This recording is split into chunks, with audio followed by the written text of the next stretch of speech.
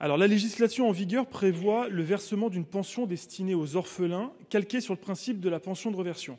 Cette aide leur est accordée jusqu'à l'âge de 21 ans ou 25 ans pour les jeunes qui sont toujours engagés dans un parcours d'insertion sociale. Et en fait, cette limite d'âge, elle s'efface complètement pour les orphelins qui sont atteints d'un handicap d'au moins 80% avant l'âge de 21 ans et qui sont donc dans l'incapacité de générer un revenu suffisant pour assurer leur autonomie. Cependant, le taux de reconnaissance de 80% qui est délivré par la MDPH, les maisons départementales pour les personnes handicapées, ne concerne qu'une infime partie des personnes en situation de handicap, qui d'ailleurs reconnaît très rarement ce taux.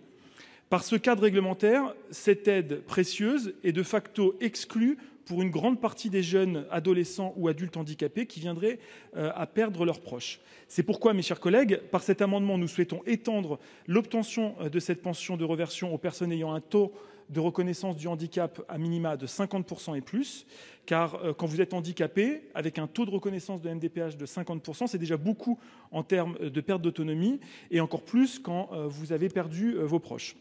C'est pourquoi, mes chers collègues, cet amendement permettra de garantir à minima un accompagnement financier pour l'autonomie de ces jeunes orphelins en situation de handicap. Et c'est pour ça qu'on renvoie à la fixation de ce taux par décret.